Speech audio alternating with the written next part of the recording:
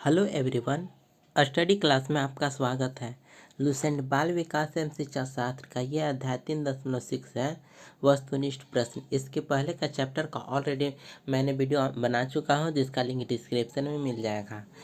तो आइए शुरू करते हैं चैप्टर 3.6 वस्तुनिष्ठ प्रश्न। इसमें करीब 400 क्वेश्चन आंसर इसमें इंक्लूड है। तो आइए शुरू करते हैं। इसमें पार्ट ए है। क्वेश्चन 1, निम्नलिखित में से कौन सा समझ के लिए शिक्षण को प्रदर्शित नहीं करता? तो पहला का सही ऑप्शन सी है, विद्यार्थियों को एकाकी तथ्यों और प्रक्रियाओं को याद करने के योग्य बनाना। दूसरा क्वेश्चन है, शिक्षार्थी जो पहले सीख चुके हैं उसकी पुनरावृत्ति और सत्यास्मरण में शिक्षार्थियों की मदद करना महत्वपूर्ण है, क्योंकि। तो दूसरा सही ऑप्शन ए है, नई जानकारी को पूर्व जानकारी से जोड़ना सीखने को समृद्ध बनाता है। क्वेश्चन नंबर 3, निम्नलिखित में कौन सा कथन सीखने के बारे में सही है? तो तीसरा का सही ऑप्शन ए है, सीखना उस वातावरण में प्रभावी होता है जो संवेगात्मक रूप से सकारात्मक हो और शिक्षार्थियों को संतुष्ट करने वाला हो। क्वेश्चन नंबर 4, एक बच्चा अतीत की समान परिस्थिति में की गई अनुक्रियाओं के आधार पर नई स्थिति के प्रति अनुक्रिया करता है। ये किससे संबंधित है? चौथा का ऑप्शन बी सही है, सीखने का प्रभाव नियम, लॉ ऑफ इफेक्ट। आते हैं पांचवा क्वेश्चन की ओर। सीखना समृद्ध हो सकता है यदि। तो पांचवा का सही ऑप्शन ए है, वास्तविक दुनिया से उदाहरण को कक्षा में लाया जाए जिसमें विद्यार्थी एक दूसरे से अंतःक्रिया करे और शिक्षक उस प्रक्रिया को सुगम बनाए। छठा क्वेश्चन है, एक शिक्षक को अपने विद्यार्थियों की क्षमताओं को समझने का प्रयास करना चाहिए। निम्नलिखित में से कौन सा क्षेत्र इस उद्देश्य के साथ संबंध है? तो छठा का ऑप्शन डी है सही, शिक्षा मनोविज्ञान, एजुकेशन साइकोलॉजी। सातवां प्रश्न है, शिक्षार्थियों का आत्मनियमन यानी सेल्फ रेगुलेशन डैश की ओर संकेत करता है। तो सातवां का सही ऑप्शन डी है, अपने सीखने का स्वयं पर्यवेक्षण करने की योग्यता। अगला प्रश्न क्वेश्चन नंबर 8, निम्नलिखित में से किस कथन को सीखने के लक्षण के रूप में नहीं माना जा सकता? तो आठवां का ऑप्शन बी सही है, व्यवहार का अध्ययन सीखना है। क्वेश्चन नंबर 9, सिद्धांत के रूप में रचनावाद यानी कंस्ट्रक्टिविज्म क्या है? तो सिद्धांत के रूप में रचनावाद। नवा का ऑप्शन ए सही है, दुनिया के बारे में अपना दृष्टिकोण निर्मित करने में शिक्षार्थी की भूमिका पर बल देता है। क्वेश्चन नंबर 10, विशेष रूप से प्राथमिक स्तर पर विद्यार्थियों के सीखने संबंधी समस्याओं को संबोधित करने का सबसे बेहतर तरीका है। 10 का सही ऑप्शन ए है, अक्षमता के अनुरूप विभिन्न शिक्षण पद्धतियों का प्रयोग करना। क्वेश्चन नंबर 11, निम्न में से कौन से कथन को सीखने की प्रक्रिया की विशेषता नहीं मानना चाहिए? तो 11 का सही ऑप्शन ए है, शैक्षिक संस्थान ही एकमात्र स्थान है जहां अधिगम प्राप्त होता है। क्वेश्चन नंबर 12, सीखने के अंतर्दृष्टि सिद्धांत को निम्नलिखित में से किसने बढ़ावा दिया? तो 12 का सही ऑप्शन ए है, गेस्टाल्ट सिद्धांतवादी। 13वां प्रश्न है, अधिगम के प्रक्रम में अभिप्रेरण। इसका सही ऑप्शन डी है, नए सीखने वालों में अधिगम के लिए रुचि का सृजन करता है। क्वेश्चन नंबर 14, बचपन के नैतिक दृष्टिकोण की मान्यता है। तो 14 का ऑप्शन डी है सही। बचपन वृद्धि एवं परिवर्तन की एक अनूठी अवधि है। 15वां प्रश्न है, अल्पवयस्क बच्चों के अधिगम प्रक्रम में अभिभावकों की भूमिका होनी चाहिए। तो सही ऑप्शन बी है अग्र सक्रिय यानी प्रोएक्टिव। अगला प्रश्न, बच्चा किस प्रकार सीखता है।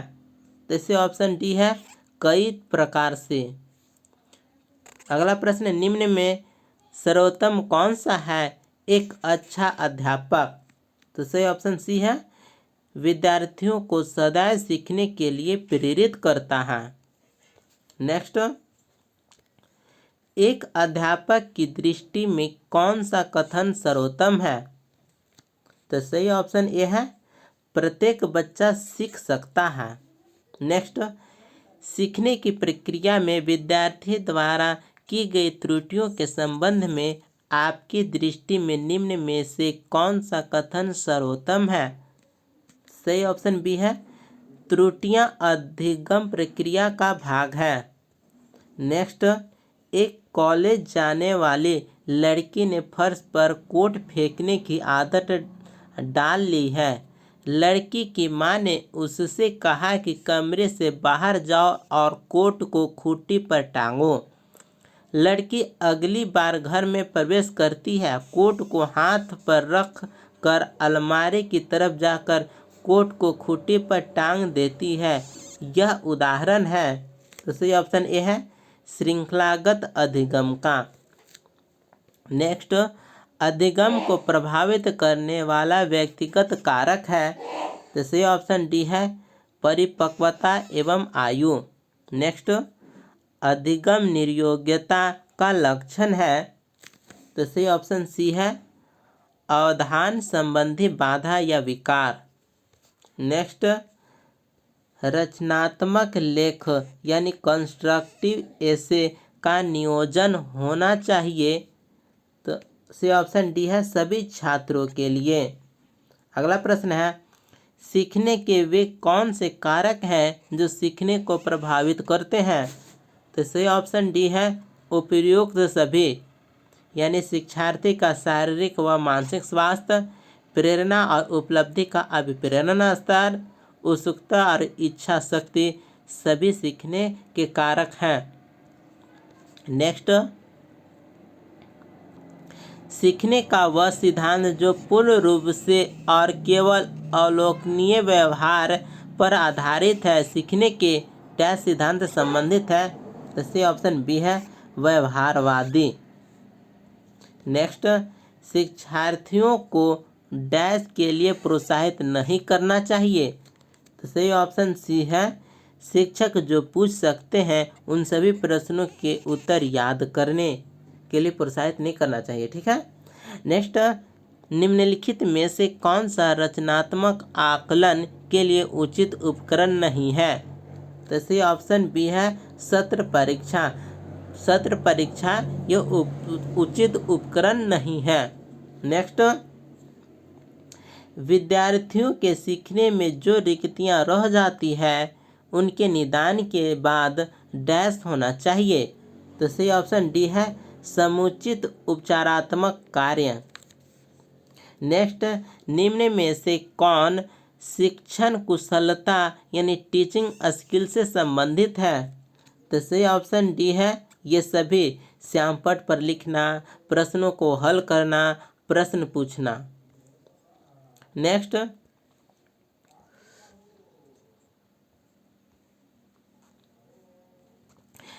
प्रश्न है डैश को अनुप्रेरित शिक्षण के एक संकेत के रूप में विवेचित किया जाता है। तो सही ऑप्शन सी है विद्यार्थियों द्वारा प्रश्न पूछना। प्रश्न है आप एक अति सक्रिय बालक यानी हाइपर एक्टिव चाइल्ड को कैसे सही दिशा में लाएंगे। तो सही ऑप्शन सी है उसे श्यामपट्ट आदि साफ करने का काम देंगे। नेक्स्ट, एक अभिभावक आपसे विद्यालय में मिलने के लिए कभी नहीं आता है, आप सही ऑप्शन सी है, आप स्वयं उनसे मिलने जाएंगे। नेक्स्ट, बच्चे की जिज्ञासा यानी क्यूरियोसिटी शांत करनी चाहिए। 33 का सही ऑप्शन डी है, तत्काल विद्यार्थी द्वारा जिज्ञासा की गई है। तत्काल जब विद्यार्थी द्वारा जिज्ञासा की गई है तब शांत करना चाहिए उसकी जिज्ञासा को। नेक्स्ट, शिक्षक को ज्ञान होना चाहिए। सही ऑप्शन है डी, अध्यापन विषय एवं बाल मनोविज्ञान का। नेक्स्ट, शिक्षक एवं शिक्षार्थी के मध्य संबंध होना चाहिए। सही ऑप्शन है डी, ये सभी स्नेह का, विश्वास का और सम्मान का। नेक्स्ट, एक अच्छा अध्यापक विद्यार्थियों के मध्य बढ़ावा देता है। तो सही ऑप्शन है बी, सहयोग यानी कोऑपरेशन की भावना को। नेक्स्ट, बच्चों में नैतिकता की स्थापना के लिए सर्वोत्तम मार्ग है। तो सही ऑप्शन है बी, शिक्षक का आदर्श रूप में व्यवहार करना। नेक्स्ट, निम्न में से कौन सा कथन शिक्षण के बारे में सत्य नहीं है। तो सही ऑप्शन है डी, शिक्षण अनुदेशन इंस्ट्रक्शन है।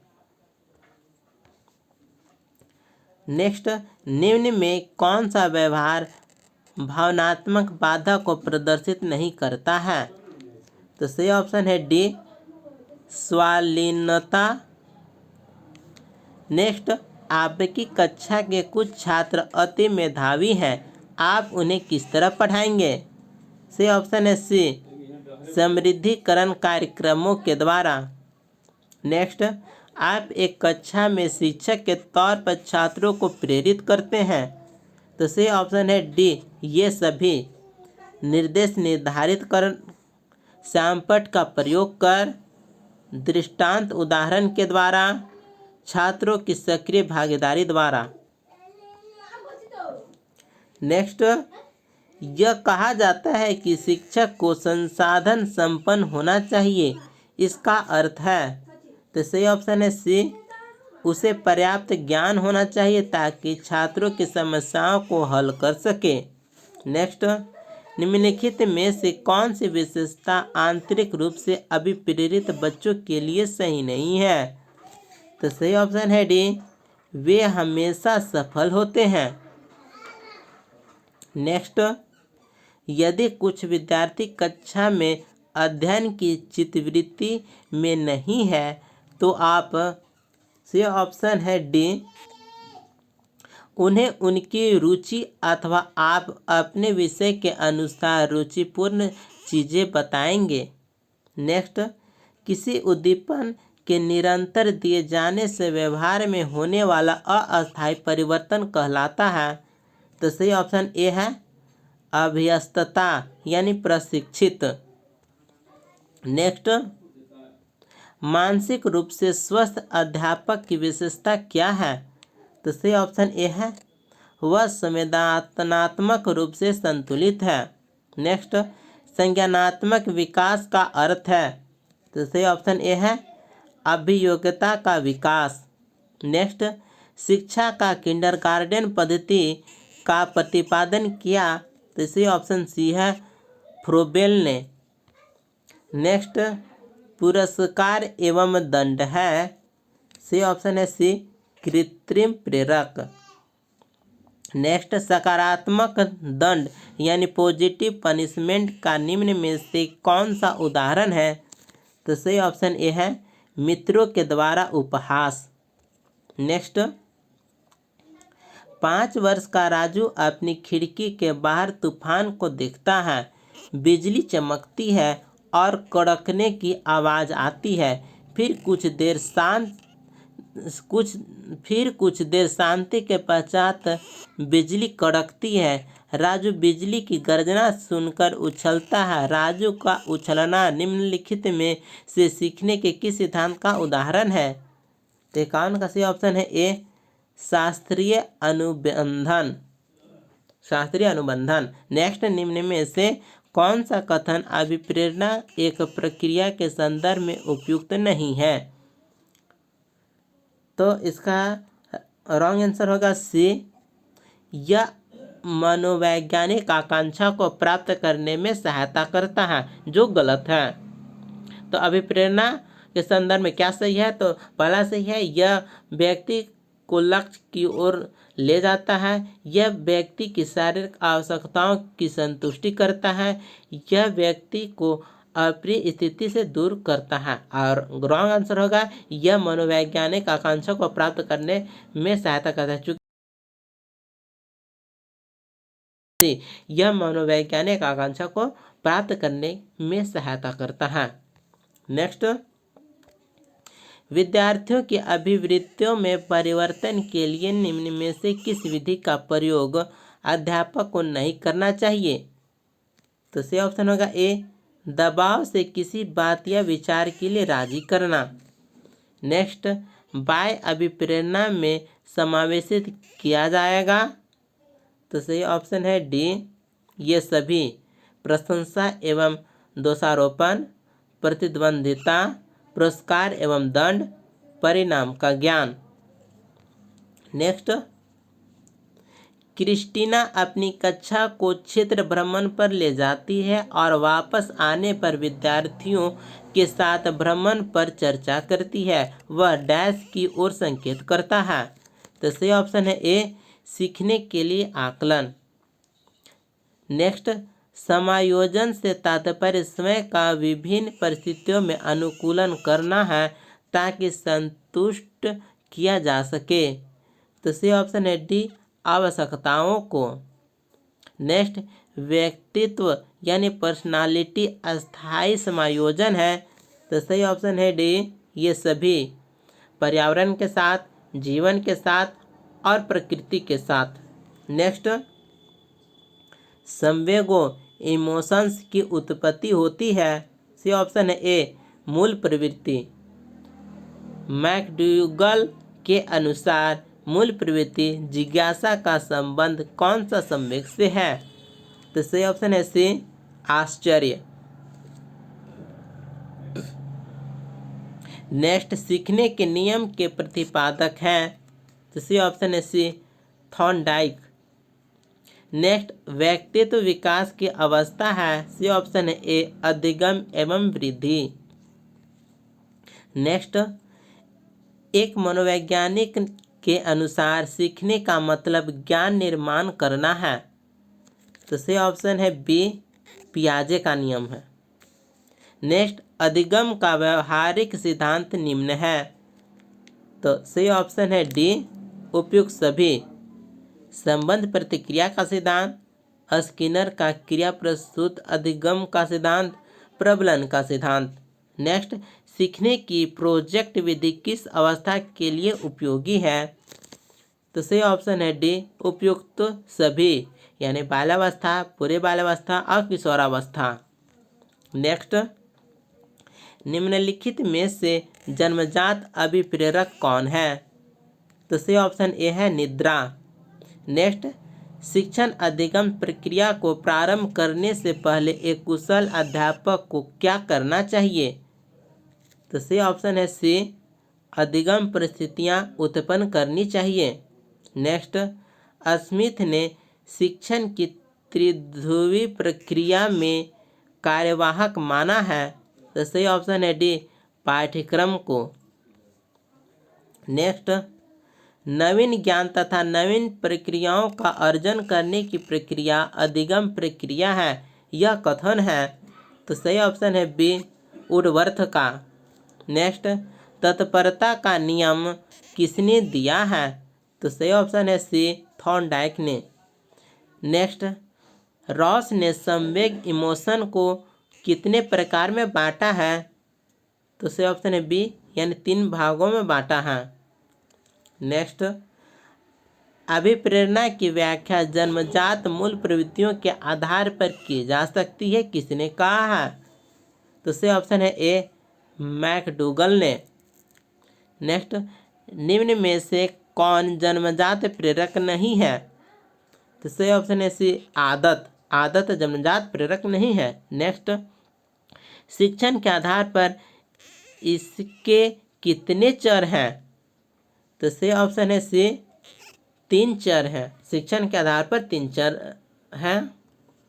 नेक्स्ट, शिक्षार्थी व्यक्तिक विभिन्नता प्रदर्शित करता है, अतः शिक्षक को, सही ऑप्शन है बी, सीखने के विविध अनुभवों को उपलब्ध कराना चाहिए। नेक्स्ट, वागोत्स्की बच्चों के सीखने में निम्नलिखित में से किस कारक की महत्वपूर्ण भूमिका पर बल देते हैं? तो सही ऑप्शन है ए, सामाजिक पर। नेक्स्ट, एक शिक्षिका अपने शिक्षार्थियों की विभिन्न अधिगम शैलियों को संतुष्ट करने के लिए वैविध्यपूर्ण कार्यों का उपयोग करती है, वह डैश से प्रभावित है। तो सही ऑप्शन है सी, गार्डनर के बहुबुद्धि सिद्धांत। नेक्स्ट, शिक्षण से अधिगम पर बल देने वाला परिवर्तन हो सकता है। तो सही ऑप्शन है बी, बाल केंद्रित शिक्षा पद्धति अपनाकर। नेक्स्ट, प्रायः शिक्षार्थियों की त्रुटियां डैश की ओर संकेत करती है। तो सही ऑप्शन है सी, यांत्रिक अभ्यास की आवश्यकता। नेक्स्ट, शिक्षण अधिगम प्रक्रिया टीचिंग लर्निंग प्रोसेस में व्यक्तिगत रूप से ध्यान देना महत्वपूर्ण है, क्योंकि सी ऑप्शन है ए, बच्चों की विकास दर भिन्न होती है और वे भिन्न तरीकों से सीख सकते हैं। नेक्स्ट, निम्नलिखित में से कौन सा सीखने का क्षेत्र है? तो सही ऑप्शन है बी, आनुभविक। नेक्स्ट, सीखने संबंधी निर्योग्यताएं लर्निंग डिसेबिलिटीज सामान्यतः, सी ऑप्शन है सी, उन बच्चों में पाई जाती है विशेषतः जिनके पौत्रिक अभिभावक इस प्रकार की समस्याओं से ग्रसित होते हैं। नेक्स्ट, शैक्षणिक क्षेत्रों में निष्पादन के आधार पर शैक्षणिक क्षेत्रों में निष्पादन के स्तर को बढ़ाने का औचित्य स्थापन किस आधार पर किया जा सकता है? तो सही ऑप्शन है ए, यह व्यक्ति की भिन्नताओं को संतुष्ट करता है। नेक्स्ट, विद्यार्थियों के पोर्टफोलियो के लिए सामग्री का चयन करते समय डैश का जरूर होना चाहिए। तो सही ऑप्शन है ए, विद्यार्थियों समावेशन का। नेक्स्ट, वे शिक्षार्थी जो संबंध ज्ञान और शैक्षणिक दक्षता की हार्दिक इच्छा प्रदर्शित करते हैं उनके पास होता है। तो सही ऑप्शन है डी, निष्पादन उपागम अभिविन्यास। नेक्स्ट, शिक्षक डैश के अलावा निम्नलिखित सभी को करते हुए समस्या समाधान को विद्यार्थियों के लिए मजेदार बन सकता है। सही ऑप्शन है ए, जब विद्यार्थी स्वयं से कोई कार्य करने की कोशिश कर रहे हो तो उनसे परिपूर्णता की अपेक्षा करने। नेक्स्ट, निम्नलिखित में से अंतःविषयी अनुदेशन का सर्वोत्कृष्ट लाभ यह है कि, सही ऑप्शन है ए, विद्यार्थियों को सीखे गए नए ज्ञान को बहु संदर्भ में अनुप्रयोग करने और सामान्यीकृत करने के अवसर दिए जाते हैं। नेक्स्ट, एक सशक्त विद्यालय अपने शिक्षकों में निम्नलिखित योग्यताओं में से किसे सर्वाधिक बढ़ावा देगा? तो सही ऑप्शन है ए, प्रतिस्पर्धात्मक अभिवृत्ति। नेक्स्ट, निम्नलिखित में से कौन सा सीखने के लिए अधिगम रूप से अभिप्रेरित करता है? तो सही ऑप्शन है बी, लक्ष्यों को प्राप्त करने में व्यक्तिगत संतुष्टि। नेक्स्ट, सीखने के लिए आकलन निम्नलिखित का ध्यान और सिवाय, सही ऑप्शन ए, विद्यार्थियों की आवश्यकताएं। नेक्स्ट, संवेग व्यक्ति की उत्तेजित दशा है, यह कथन निम्नांकित में से किसका है? तो सही ऑप्शन है बी, वुडवर्थ का। नेक्स्ट, संज्ञानात्मक विकास के 4 चरणों डैश संवेदी स्पेशीय पूर्व संक्रियात्मक स्थूल मूर्त संक्रियात्मक और औपचारिक संक्रियाओं की पहचान की गई है। तो किसके द्वारा? तो सही ऑप्शन है डी, पियाजे द्वारा। नेक्स्ट, अधिगम क्षमता निम्नलिखित में से किससे प्रभावित नहीं होती? तो सही ऑप्शन है डी, राष्ट्रीयता। नेक्स्ट, किस अधिगम मनोवैज्ञानिक ने बाल अधिगम विकास में पुरस्कार को महत्व नहीं दिया है? तो सही ऑप्शन है डी, गुथरी। नेक्स्ट, निम्नलिखित में से किस एक से शिशु के अधिगम को सहायता नहीं मिलती? तो सही ऑप्शन है सी, स्कूल का बस्ता। नेक्स्ट, सीखने का प्राथमिक मूलभूत नियम संबंधित है। तो सही ऑप्शन है डी, तत्परता से। नेक्स्ट, सीखने की प्रक्रिया को प्रभावित करने वाला कारक है। तो सही ऑप्शन है डी, ये सभी अनुकरण, प्रशंसा एवं निदान और प्रतियोगिताएं। नेक्स्ट, बालकों के सीखने में प्रेरणा को किस रूप में उपयोगी माना जाता है? तो सही ऑप्शन है डी, उपयुक्त तो सभी। बालक की व्यक्तित्व का आधार पुरस्कार एवं दंड, प्रशंसा एवं भर्त्सना। नेक्स्ट, कक्षा में विद्यार्थियों को अधिगम के लिए प्रेरित करने हैं तो किस युक्ति का अनुप्रयोग आप नहीं करते हैं? तो सही ऑप्शन है सी, उनकी अत्यधिक प्रशंसा करना। नेक्स्ट, शिक्षण प्रक्रिया में निम्नलिखित में से किसका भली प्रकार ध्यान रखना चाहिए? तो सही ऑप्शन है ए, विद्यार्थियों की सक्रिय सहभागिता। नेक्स्ट, निम्नलिखित व्यक्तियों में से कौन अपने बच्चों को आंतरिक प्रेरणा दे रहे हैं? तो सही ऑप्शन है डी, विज्ञान विषयों में सर्वोच्च अंक पाने पर राकेश कुमार आंतरिक रूप से प्रेरित कर रहा है। नेक्स्ट, निम्नलिखित में कौन सी संज्ञानात्मक क्रिया दी गई सूचना के विश्लेषण के लिए प्रयोग में लाई जाती है? तो सही ऑप्शन है सी, अंतर करना। नेक्स्ट, सीखने की तत्परता डैश की ओर संकेत करती है? तो सही ऑप्शन है सी, सीखने में सार्थक शिक्षार्थियों का वर्तमान संज्ञानात्मक स्तर। नेक्स्ट, डैश के अतिरिक्त निम्नलिखित सभी के कारण अधिगम अक्षमता उत्पन्न हो सकती है? तो सही ऑप्शन है ए, सांस्कृतिक कारक। नेक्स्ट, डैश के अतिरिक्त निम्नलिखित समस्या समाधान की प्रक्रिया के चरण है? तो सही ऑप्शन है सी, समस्या को छोटे हिस्सों में बांटना। नेक्स्ट, एक शिक्षक को, सही ऑप्शन है डी, जब विद्यार्थी विचारों को संप्रेषित करने की कोशिश कर रहे हो तो उन्हें ठीक नहीं करना चाहिए। नेक्स्ट, सीमा परीक्षा में A+ ग्रेड प्राप्त करने के लिए अति इच्छुक है। जब वह परीक्षा भवन में दाखिल होती है तथा परीक्षा प्रारंभ होती है, वह अत्यधिक नर्वस हो जाती है। उसके पांव ठंडे पड़ जाते हैं, उसके हृदय की धड़कन बहुत तेज हो जाती है और वह उचित तरीके से उत्तर नहीं दे पाती। इसका मुख्य कारण हो सकता है?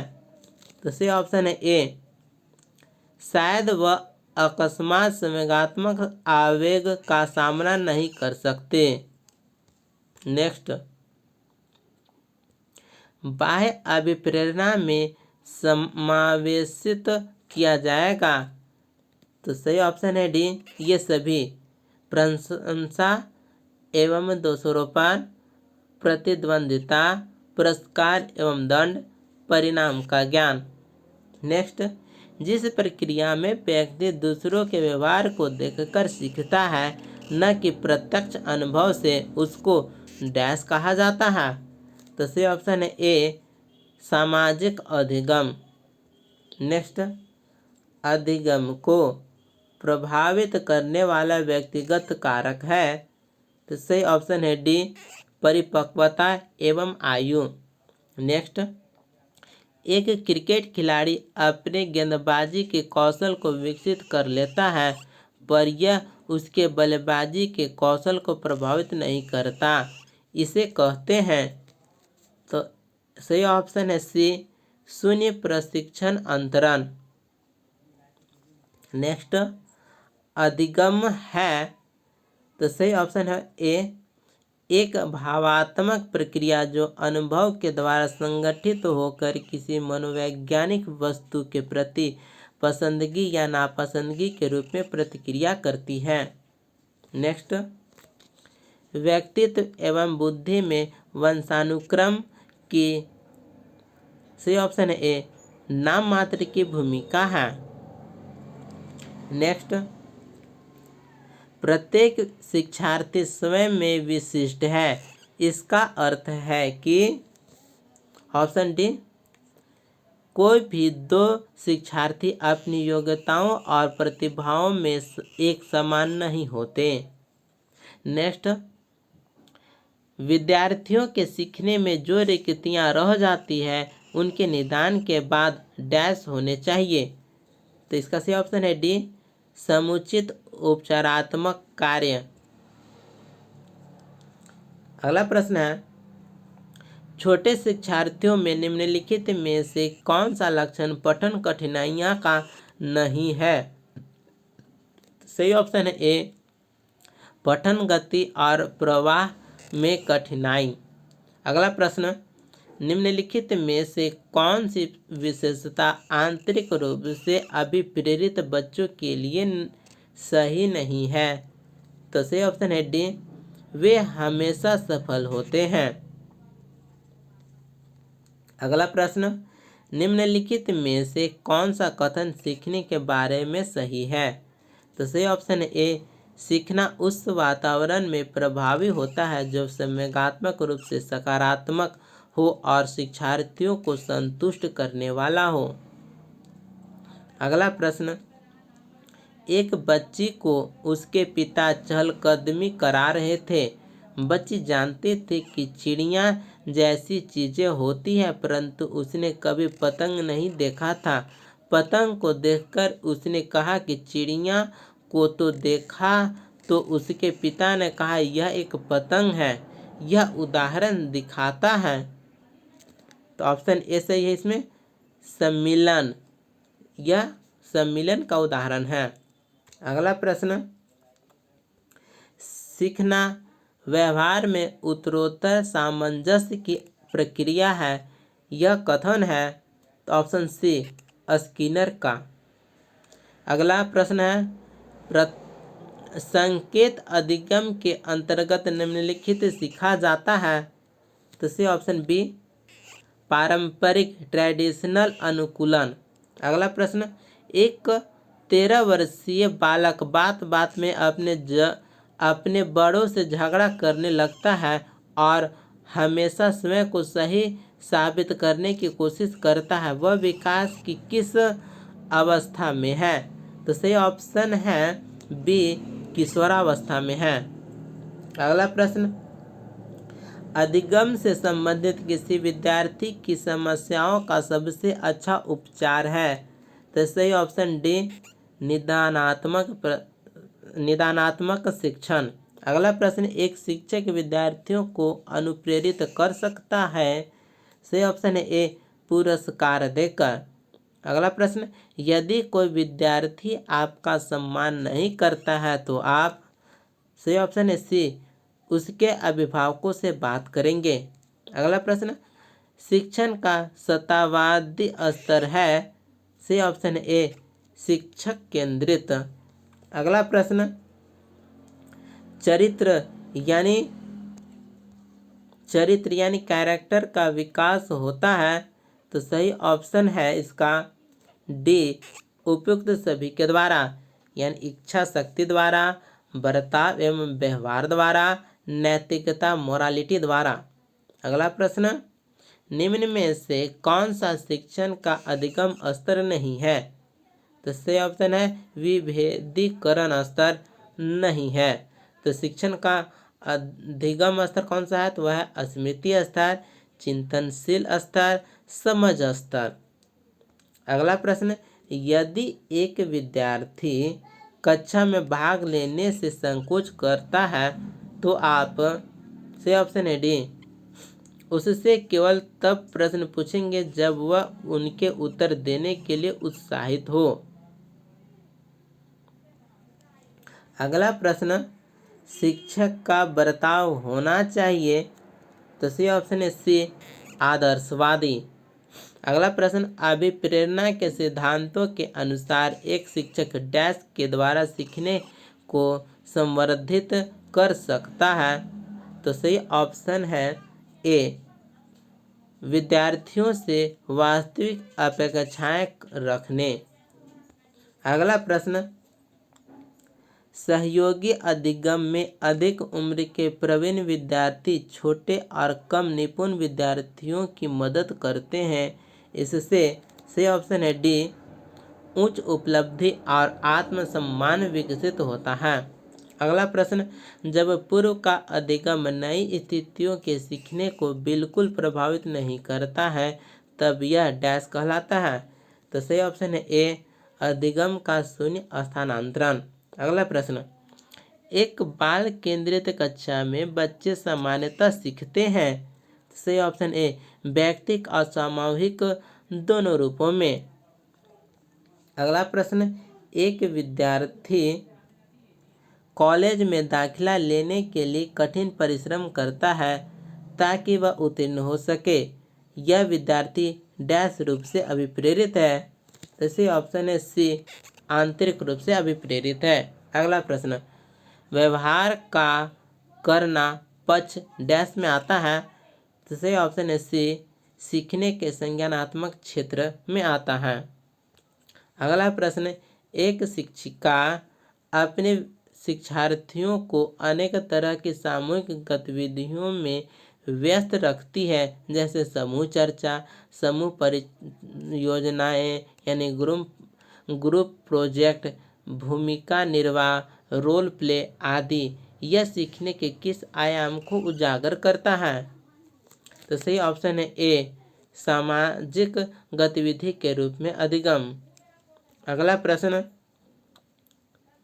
शिक्षकों को यह सलाह दी जाती है कि वे अपने शिक्षार्थियों को सामूहिक गतिविधियों में शामिल करें क्योंकि सीखने को सुगम बनाने के अतिरिक्त ये डैश में भी सहायता करती है तो सही ऑप्शन है बी, समाजीकरण।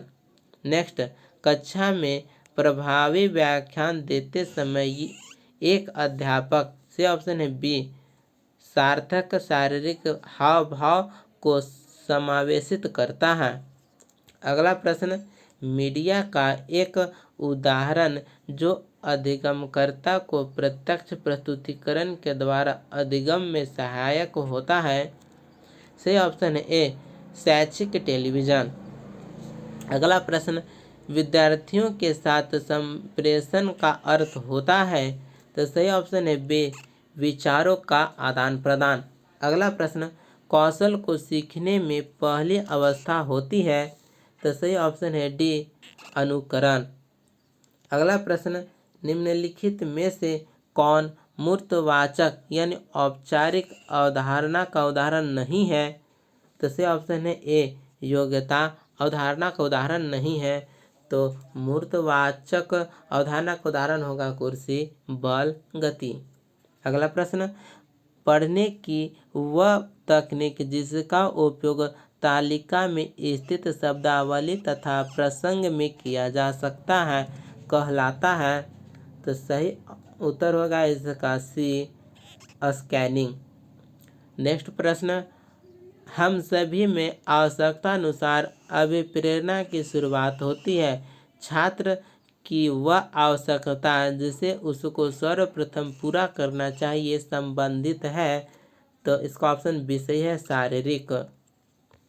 अगला प्रश्न, कक्षा में किसी विषय वस्तु की परिचर्या के समय एक अध्यापक के लिए आवश्यक प्रथम गतिविधि है तो सही ऑप्शन है ए, तर्क संबंधी तथ्यों की व्याख्या। अगला प्रश्न, निम्नलिखित में से कौन पुनर्बलन का उदाहरण है तो सही ऑप्शन है डी, सुनील, तुमने सही कहा। अगला प्रश्न, बच्चों में स्व अध्ययन सेल्फ स्टडी की क्षमता का विकास किया जा सकता है। सही ऑप्शन है डी, नूतन साहित्य उपलब्ध कराकर। अगला प्रश्न, संवेग क्या है? तो सही ऑप्शन है सी, उत्तेजना या भाव में परिवर्तन।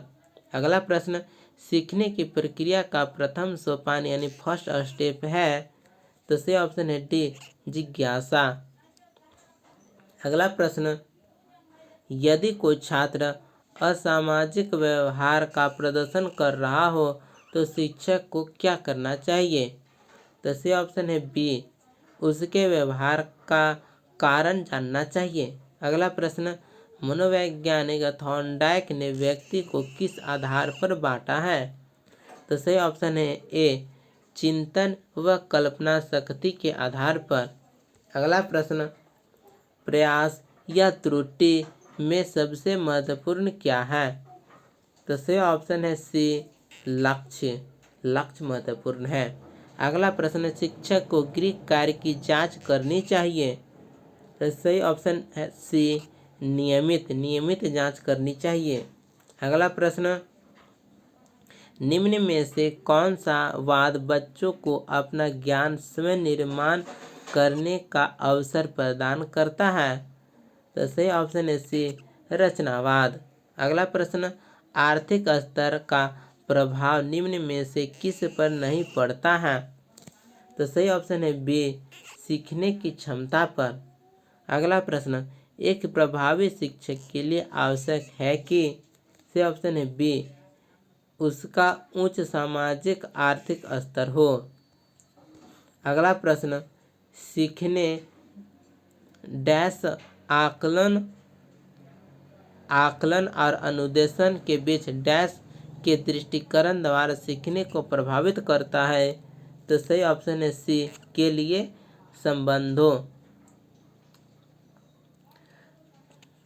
तो सीखने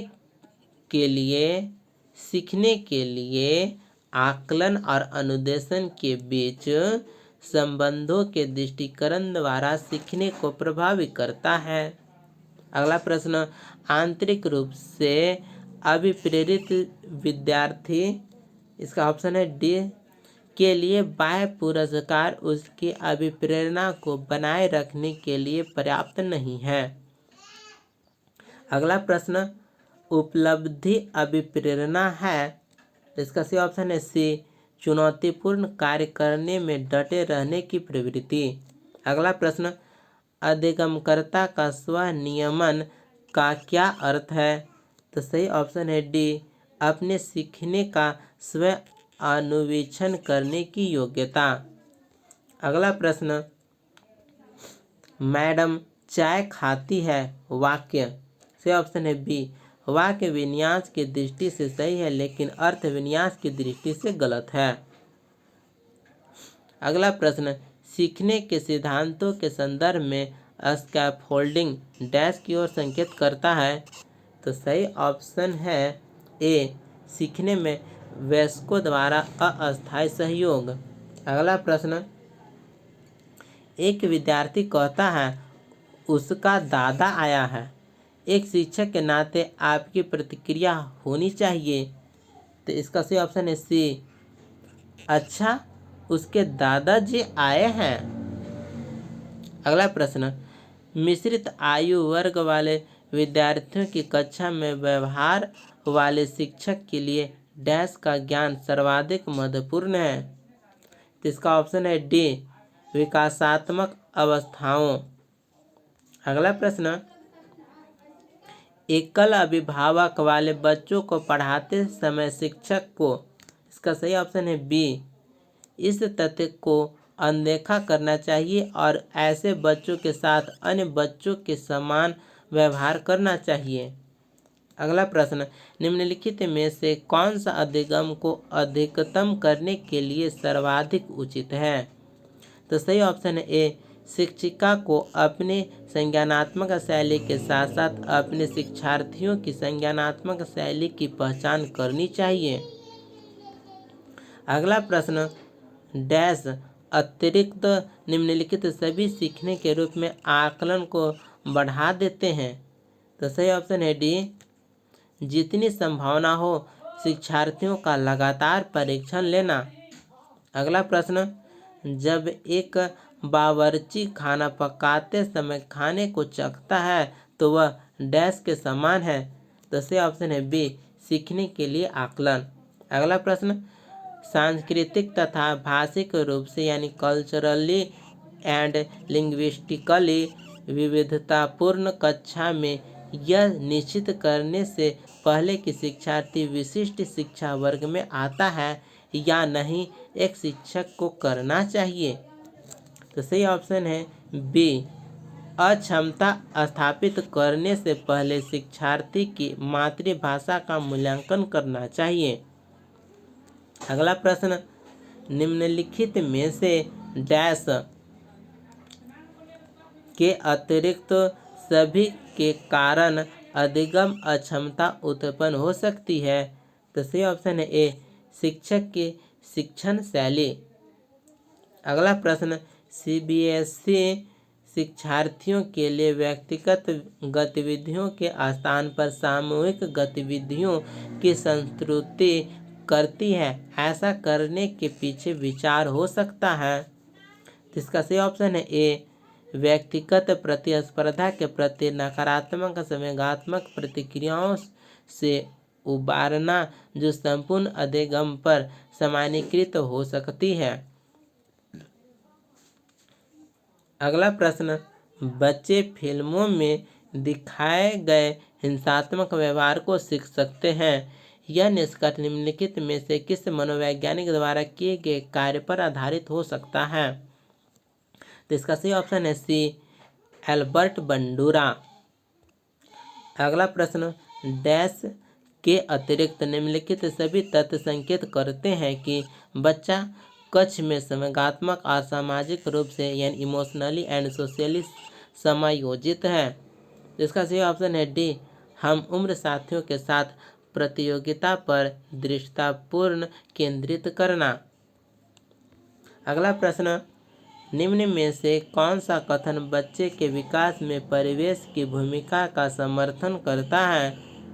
तो सही ऑप्शन है बी, पिछली कुछ शताब्दियों में बुद्धि लब्धांक परीक्षा में शिक्षार्थियों के औसत प्रदर्शन में लगातार वृद्धि हुई है।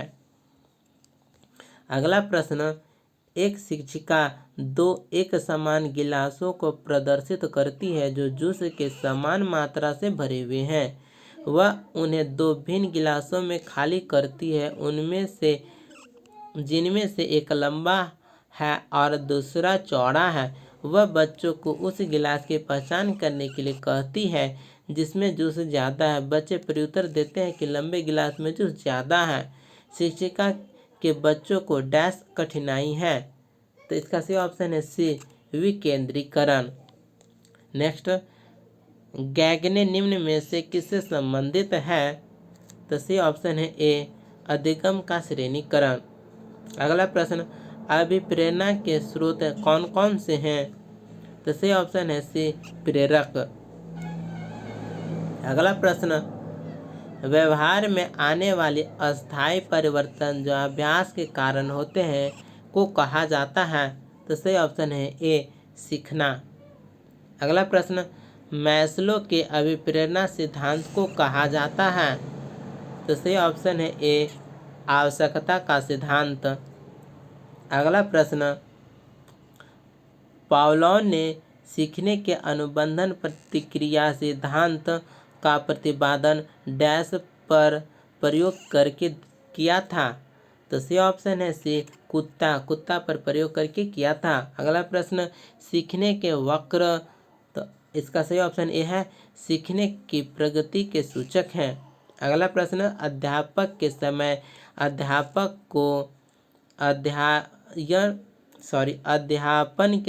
अध्यापक को निम्नलिखित में से किसका सर्वाधिक ध्यान रखना चाहिए।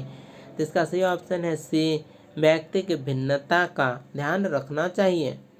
अगला प्रश्न, निम्न में से कौन अधिगमकर्ता को अधिक स्वतंत्रता प्रदान करता है। तो इसका सही ऑप्शन है डी, सृजनशीलतावाद। अगला प्रश्न, निम्नलिखित में से स्मरण करने की कौन सी विधि है? तो इसका ऑप्शन सी है ए और बी दोनों, यानी मिश्रित विधि और विचार साहचर्य विधि। अगला प्रश्न, परिपक्व विद्यार्थी, इसका सही ऑप्शन है डी, अपने अध्ययन में कभी कभी भावनाओं की सहायता चाहते हैं। ठीक है, अपने अध्ययन में कभी कभी भावनाओं की सहायता चाहते हैं। अगला प्रश्न, बहु शिक्षण शास्त्रीय तकनीकें, वर्गीकृत अधिगम सामग्री, बहु आकलन तकनीकें तथा परिवर्तनीय जटिलता एवं सामग्री का स्वरूप निम्नलिखित में से किससे संबंध है? तो सही ऑप्शन है डी, विभेदित अनुदेशन। ठीक है, विभेदित अनुदेशन। अगला प्रश्न, निम्नलिखित में से प्रभावशाली अधिगमकर्ताओं के लिए क्या समुचित है? तो सही ऑप्शन है डी, अपनी उच्च स्तरीय संवेदनात्मकता के कारण वे भी निम्न श्रेणी पा सकते हैं।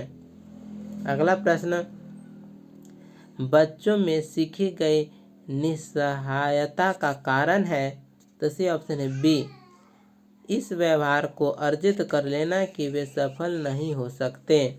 अगला प्रश्न, एक शिक्षिका पाठ को पूर्व पठित पाठ से जोड़ते हुए बच्चों को सारांश लिखना सिखा रही है, वह क्या कर रही है?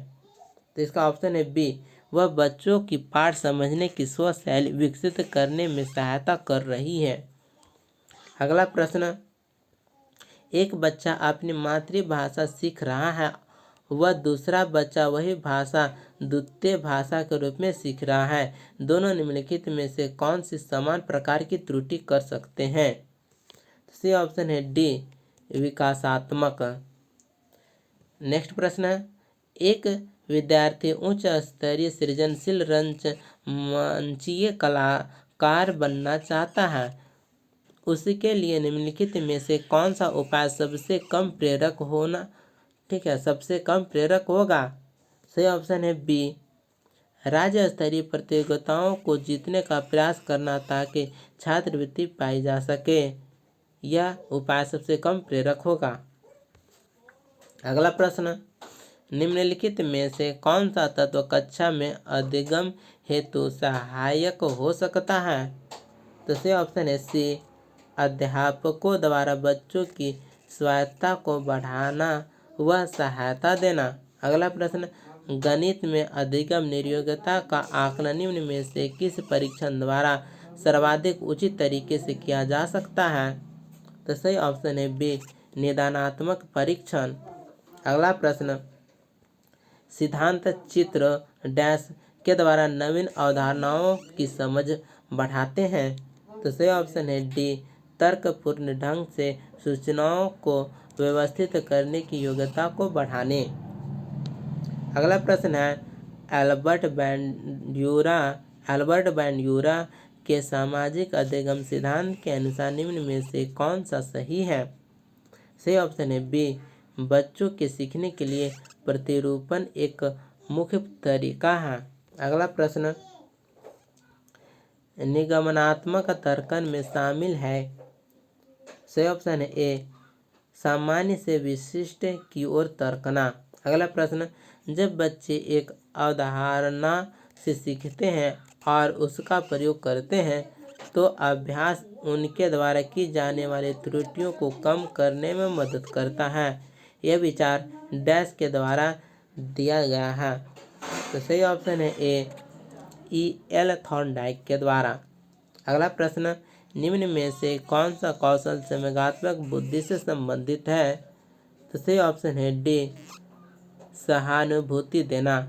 अगला प्रश्न, एक आंतरिक बल जो प्रोत्साहित करता है और व्यवहारपरक प्रतिक्रिया के लिए बाध्य करता है एवं उस प्रतिक्रिया को विशिष्ट दिशा उपलब्ध कराता है। तो सही ऑप्शन है ए, अभिप्रेरण। अगला प्रश्न, निम्न में से कौन सी शब्दावली प्रायः अभिप्रेरणा के साथ अंतः बदलाव के साथ इस्तेमाल की जाती है? सही ऑप्शन है सी, आवश्यकता। अगला प्रश्न, डैश प्रेरणाएं अनुभूतियों के संतुष्टिकरण की आवश्यकताओं तक पहुंचने और व्यक्तिगत लक्ष्यों को प्राप्त करने की आवश्यकता को संबंधित करती है। तो इसे ऑप्शन है बी, भावात्मक। अगला प्रश्न, निम्नलिखित में से कौन सा कारक अधिगम को सकारात्मक प्रकार से प्रभावित करता है? तो सी ऑप्शन है सी, अर्थपूर्ण संबंध। अगला प्रश्न, निम्नलिखित में से कौन सा बच्चों के संवेगात्मक विकास के लिए सर्वाधिक उपयुक्त है? तो सी ऑप्शन है ए, कक्षा कक्ष का प्रजातांत्रिक परिवेश। अगला प्रश्न, बच्चों के अधिगम को सुगम बनाने के लिए अध्यापकों को एक अच्छे कक्षाई परिवेश का सृजन करने की आवश्यकता होती है। इस प्रकार के अधिगम परिवेश का सृजन करने के लिए नीचे दिए गए कथनों में से कौन सा नहीं है? तो सही ऑप्शन है बी, यानी अध्यापकों के अनुसार कार्य करना नहीं है। तो क्या सही होगा? तो सही होगा बच्चों के प्रयासों को स्वीकृति देना सही है, बच्चों को स्वीकार करना सही है, अध्यापक का सकारात्मक रुख सही है। और कौन सा गलत है? तो अध्यापकों के अनुसार कार्य करना गलत है। अगला प्रश्न, एक बच्चे की कॉपी में लिखने में विपरीत छवियों, दर्पण छवि आदि जैसी गलतियां मिलती है। इस प्रकार का बच्चा लक्षण प्रदर्शित कर रहा है। तो सही ऑप्शन बी, अधिगम में असक्तता के। अगला प्रश्न, अधिगम अनुभवों को इस प्रकार से आयोजित किया जाना चाहिए जिससे अधिगम को सार्थक बनाया जा सके। नीचे दिए गए अधिगम अनुभवों में से कौन सा बच्चों के लिए सार्थक अधिगम की सुगमता नहीं बनाता है? तो सही ऑप्शन है ए, विषय वस्तु की केवल याद करने के आधार पर पुनरावृत्ति सार्थक अधिगम को सुगम नहीं बनाता है। अगला प्रश्न, विद्यार्थियों को स्वच्छता के लिए प्रेरित करने हेतु तो उन्हें स्वच्छता समिति का सदस्य बनाना प्रतिबिंबित करता है। तो सही ऑप्शन है ए, प्रेरणा की सामाजिक सांस्कृतिक संकल्पनाएं। अगला प्रश्न, अध्यापिका ने ध्यान दिया कि पुष्पा अपने आप किसी एक समस्या का समाधान नहीं कर सकती है, फिर भी वह एक वयस्क या साथी के मार्गदर्शन की उपस्थिति में ऐसा करती है। इस मार्गदर्शन को कहते हैं। तो सही ऑप्शन है डी, सहारा देना। अगला प्रश्न, अधिगम में आकलन किस लिए आवश्यक होता है?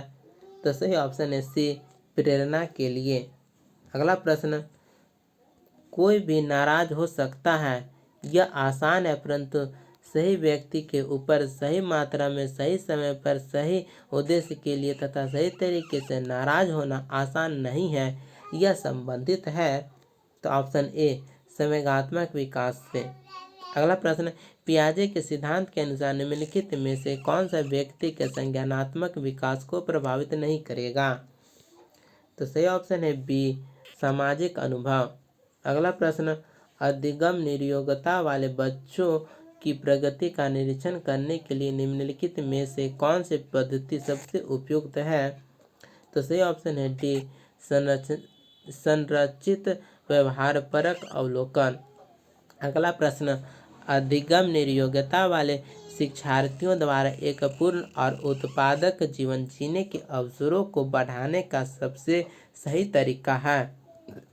सही ऑप्शन है सी, विविध कौशलों और युक्तियों का शिक्षण करना जिसे सभी संदर्भ में लागू किया जा सकता है। अगला प्रश्न, वागोत्स्की के सामाजिक सांस्कृतिक सिद्धांत के अनुसार। तो सही ऑप्शन है ए, संस्कृति और भाषा विकास में महत्वपूर्ण भूमिका निभाते हैं। अगला प्रश्न, व्याख्या, अनुमान और नियंत्रण प्राकल्पना डैश के लक्ष्य हैं? तो सही ऑप्शन है डी, वैज्ञानिक पद्धति के लक्ष्य हैं। अगला प्रश्न, कक्षा 8 का शिक्षार्थी गणित में त्रुटियां करता है, यह एक शिक्षक के रूप में आप से ऑप्शन है सी, शिक्षार्थी से कहेंगे कि वह विकल्पात्मक पद्धति का प्रयोग करे अथवा स्वयं त्रुटि का पता लगाने के लिए उसे दोबारा करें। अगला प्रश्न, सीखने के लिए आकलन। तो सही ऑप्शन है ए, अभिप्रेरणा को बढ़ावा देता है। अगला प्रश्न है, संवेग के मनोविज्ञान में निम्नलिखित में से किस तथ्य पर सबसे कम ध्यान दिया गया है? तो सही ऑप्शन है बी, संवेग न केवल व्यक्तिगत शिक्षार्थियों में बल्कि पूरी कक्षा में भी उत्पन्न होते हैं। अगला प्रश्न, राजेश गणित की समस्या को हल करने के लिए पूरी तरह से संघर्ष कर रहा है। उसका आंतरिक बल जो उसे उस समस्या को पूरी तरह से हल करने के लिए विवश करता है डैश के रूप में जाना जाता है। तो सही ऑप्शन है ए, प्रेरक के रूप में जाना जाता है। अगला प्रश्न, अभिप्रेरणा चक्र के संबंध में निम्नलिखित में से कौन सा सही क्रम है? तो सही ऑप्शन है डी, आवश्यकता, प्रबल प्रेरणा, उत्तेजना, लक्ष्य उन्मुखी व्यवहार, उपलब्धि उत्तेजना में कमी। अगला प्रश्न, बैंड्यूरा के सामाजिक अवलोकन पर आधारित अधिगम सिद्धांत में निम्नलिखित में से कौन सी प्रक्रिया होती है? तो सही ऑप्शन है बी, प्रतिधारण। अगला प्रश्न, एक अध्यापिका यह सुनिश्चित करना चाहती है कि उसके विद्यार्थी आंतरिक रूप से प्रेरित है, इस संदर्भ में वह करेगी। तो सही ऑप्शन है सी, अंतिम परिणाम पर ध्यान देने के बजाय व्यक्तिगत रूप से बच्चों की अधिगम की प्रक्रियाओं पर ध्यान देना। अगला प्रश्न, निम्नलिखित में से कौन सा कथन सबसे बेहतर ढंग से वर्णन करता है कि कक्षा में बच्चों को प्रश्न पूछने के लिए क्यों प्रोत्साहित करना चाहिए? तो इसका सही ऑप्शन है सी, प्रश्न अन्योन्य क्रिया के द्वारा अधिगम को आगे बढ़ाते हैं। अगला प्रश्न, निम्नलिखित कथनों में से कौन सा वागोस्की के द्वारा प्रस्तावित विकास तथा अधिगम के बीच संबंध का सर्वश्रेष्ठ रूप से सार प्रस्तुत करता है? इसका सही ऑप्शन है सी, विकास प्रक्रिया अधिगम प्रक्रिया से पीछे रह जाती है। अगला प्रश्न, किस प्रकार से एक अध्यापिका बच्चों को बेहतर समस्या समाधानकर्ता बनाने में सहायता कर सकती है? तो सही ऑप्शन है ए, बच्चों को विविध प्रकार के समस्याओं का समाधान करने के मौके देना तथा उनका हल करते समय सहयोग देना। अगला प्रश्न, एक विद्यार्थी एक प्रकरण में मुख्य बिंदुओं को रेखांकित करती है, उसका एक दृश्यात्मक प्रस्तुतिकरण बनाती है तथा प्रकरण की समाप्ति पर अपने दिमाग में उत्पन्न होने वाले प्रश्नों को प्रस्तुत करती है, वह। तो इसका सही ऑप्शन होगा ए, विचारों के संगठन के द्वारा अपने चिंतन को निर्देशित करने की कोशिश कर रही है। अगला प्रश्न, निम्नलिखित कथनों में से आप किससे सहमत हैं? तो सही ऑप्शन है बी, अधिगम एक सामाजिक सांस्कृतिक परिवेश में घटित होता है। अगला प्रश्न, निम्नलिखित में से कौन सा तरीका अध्यापिका के द्वारा एक सृजनात्मक बच्चे की पहचान करने के लिए सर्वाधिक उपयुक्त होगा? तो इसका सही ऑप्शन है बी, बच्चे का विस्तृत रूप से अवलोकन करना, विशेष रूप से उस समय जब वह समस्याओं को हल करती है। अगला प्रश्न, उच्च प्राथमिक विद्यालय की गणित अध्यापिका के रूप में आप विश्वास करती है कि? तो इसका सही ऑप्शन ए है, विद्यार्थियों की गलतियां उनके चिंतन में अंतर्दृष्टियां उपलब्ध कराती है। अगला प्रश्न, एक बच्चे को सहारा देने की मात्रा एवं प्रकार में परिवर्तन इस बात पर निर्भर करता है? तो सही ऑप्शन डी है, बच्चे के निष्पादन का स्तर। अगला प्रश्न, इन कथनों में से आप किससे सहमत हैं? तो सही ऑप्शन सी, एक बच्चे की असफलता व्यवस्था तथा बच्चे के प्रति प्रतिक्रिया करने में इसकी असमर्थता का एक प्रतिबिंब है। अगला प्रश्न, पियाजे के अनुसार 2 से 7 वर्ष के बीच का एक बच्चा संज्ञानात्मक विकास की डैश अवस्था में है। तो इसका सही ऑप्शन होगा ए, पूर्व संक्रियात्मक। अगला प्रश्न, निम्नलिखित में से कौन सा सृजनात्मकता से संबंधित है?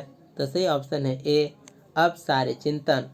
अगला प्रश्न, सुरेश सामान्य रूप से एक शांत कमरे में अकेले पढ़ना चाहता है जबकि मदन समूह में अपने मित्रों के साथ पढ़ना चाहता है। यह उनके डैश में विभिन्नता के कारण है। तो सही ऑप्शन है सी, अधिगम शैली। अगला प्रश्न, बच्चे किस प्रकार से सीखते हैं?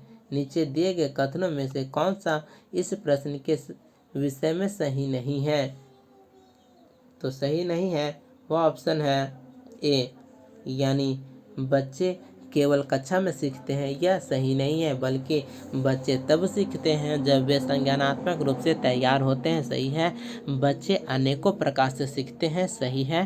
बच्चे सीखते हैं क्योंकि वे स्वाभाविक रूप से प्रेरित होते हैं, सही है। अगला प्रश्न, प्राथमिक विद्यालय शिक्षक को अपने शिक्षार्थियों को अभिप्रेरित करने के लिए निम्नलिखित में से किस रणनीति को अपनाना चाहिए? तो इसका सही ऑप्शन है सी, बच्चों को उनकी रुचियों के अनुसार अपने लक्ष्य निर्धारित करने और उन्हें उनके उद्यम में सहायता करना। ठीक है।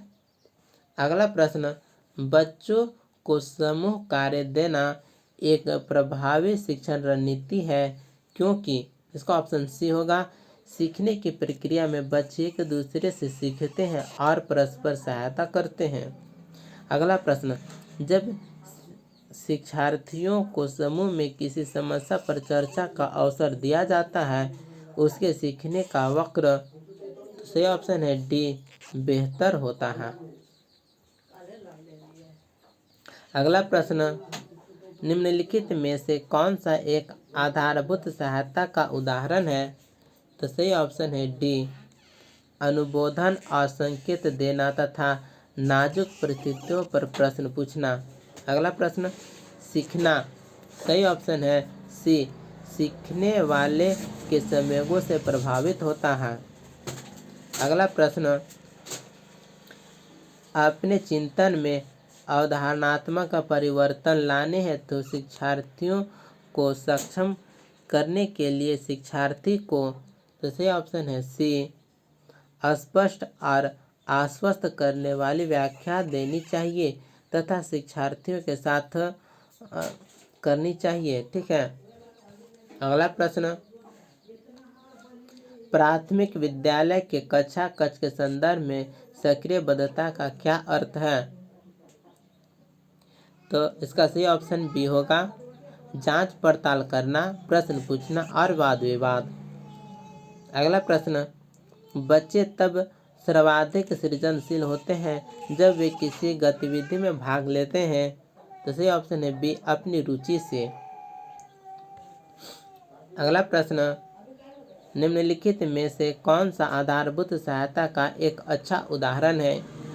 तो सही ऑप्शन है सी, उसे आधा समाधान किया उदाहरण उपलब्ध कराना। अगला प्रश्न, आपकी कक्षा में सीखने की विविध शैलियों वाले बच्चे हैं, उनका आकलन करने के लिए आप उन्हें, इससे ऑप्शन है सी, विविध प्रकार के कार्य और परीक्षण देंगे। अगला प्रश्न, अभिप्रेरणा और अधिगम के बारे में निम्नलिखित में से कौन सा एक कथन सही है? तो सही ऑप्शन है सी, अधिगम केवल तभी प्रभावी होता है जब शिक्षार्थियों के भीतर प्रेरणा हो, सीखने की अंतर्निहित इच्छा हो। अगला प्रश्न, सीखने के बारे में निम्नलिखित कथनों में से कौन सा एक सत्य है? तो सही ऑप्शन है डी, सीखने को सामाजिक क्रियाएं सुविधा देती है। अगला प्रश्न, निम्नलिखित में से कौन सी एक महत्वपूर्ण गतिविधि बच्चों को सीखने के लिए सक्षम बनाती है? तो सही ऑप्शन है बी, संवाद। अगला प्रश्न, वाइगोत्स्की के अनुसार सीखने को पृथक नहीं किया जा सकता। तो सही ऑप्शन है बी, उसके सामाजिक संदर्भ में। अगला प्रश्न, प्रगतिशील शिक्षा में अपरिहार्य है कि कक्षा कक्ष। तो सही ऑप्शन होगा बी, लोकतांत्रिक होता है और समझने के लिए बच्चों को पर्याप्त स्थान दिया गया होता है। अगला प्रश्न, शिक्षार्थियों में बहुत विभिन्नताएं होती हैं, इनमें से किसके लिए शिक्षकों को संवेदनशील होने की आवश्यकता है।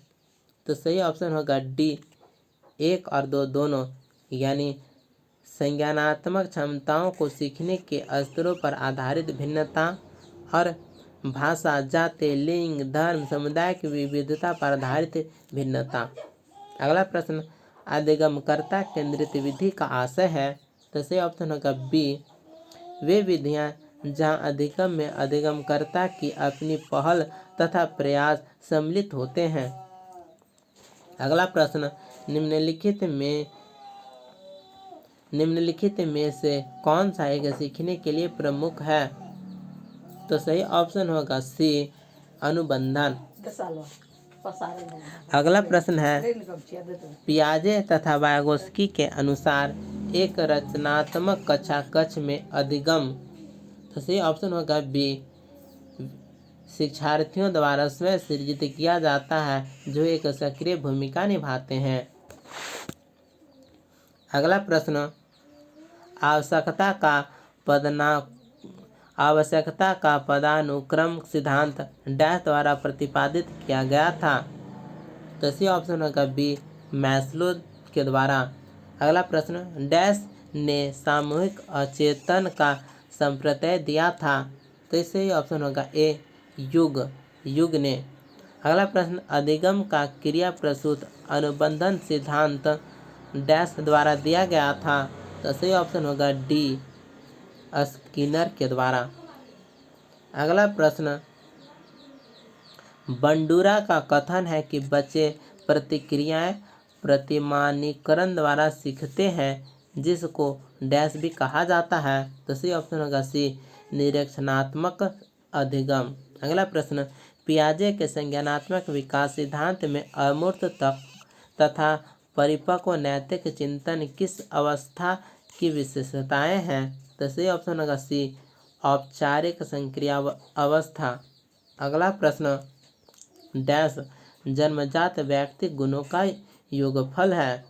तो सही ऑप्शन होगा सी, वंशानुक्रम। अगला प्रश्न, स्पीयरमैन ने 1904 ईस्वी के अनुसार तर्क करने की क्षमता और समस्या समाधान करने की क्षमता कहलाती है। तो सही ऑप्शन होगा बी, जी कारक। अगला प्रश्न, अधिगम स्थानांतरण के द्वितत्व सिद्धांत के प्रवर्तक थे। तो सही ऑप्शन होगा बी, स्पीयरमैन। अगला प्रश्न, सीखी हुई बात को स्मरण रखने या पुनः स्मरण करने की असफलता कहलाती है। तो सही ऑप्शन होगा बी, विस्मृत। तो यहाँ से पार्ट ए यहीं तक है, इसके बाद हम पार्ट बी शुरू करते हैं। और यहाँ से पार्ट बी शुरू हुआ है और इस वीडियो को कंप्लीट आप देखिएगा शुरू से अंतिम तक। और हाँ, इस बुक का PDF आप डिस्क्रिप्शन में मिल जाएगा, वहाँ से आप इस बुक को डाउनलोड कर सकते हैं। और हाँ, इस बुक का पूरा वीडियो आप डिस्क्रिप्शन में लिंक दिए हैं, वहाँ से शुरू से अंत तक वीडियो आप देखिएगा। तो पार्ट बी, इसमें पहला प्रश्न है, निम्नलिखित में से कौन सा शिक्षक द्वारा कक्षा में बच्चों के लिए समस्या हल करने के तरीके का वर्णन नहीं करता। ठीक है, वर्णन नहीं करता। तो इसका पहला का सही ऑप्शन होगा डी, अभिसरण उत्तरों वाले प्रश्न पूछना। अगला प्रश्न, निम्नलिखित में से कौन सा एक संवेग है। तो दूसरा सही ऑप्शन होगा बी, डर। अगला प्रश्न, एक 3 साल का बच्चा बताता है कि दूध बूथ पर एक मशीन द्वारा दूध का उत्पादन होता है। तो तीसरा सही ऑप्शन होगा बी, बच्चे का जवाब दूध बूथ से दूध खरीदने के अपने अनुभव पर आधारित है। अगला प्रश्न, निम्नलिखित में से कौन सा शिक्षक की भूमिका का सबसे अच्छा वर्णन करता है? तो चौथा का ऑप्शन डी सही है। आराम के लिए जगह बनाना, जहां बच्चे संवाद और पूछताछ के माध्यम से सीखते हैं। अगला प्रश्न, निम्नलिखित में से कौन सी कक्षा समृद्ध शिक्षा को प्रोत्साहित करती है? तो सही ऑप्शन होगा बी, वह कक्षा जिसमें खुली गतिविधि होने हैं और विभिन्न प्रकार के बाल साहित्य खुली ताक शेल्फ में रखी हो, जो दिन के किसी भी समय प्राप्त किया जा सके। अगला प्रश्न है, निम्नलिखित में से कौन सा कक्षा में पाठ्य पुस्तकों की भूमिका का सबसे अच्छा वर्णन करता है? इसका सही ऑप्शन ए है, वे कक्षा में उपलब्ध संसाधन और संदर्भ सामग्री में से एक है। अगला प्रश्न, कक्षा में बच्चों को प्रेरित समझा जा सकता है यदि? तो सही ऑप्शन होगा डी, वे शिक्षक से स्पष्टीकरण प्राप्त करने के लिए प्रश्न पूछते हैं।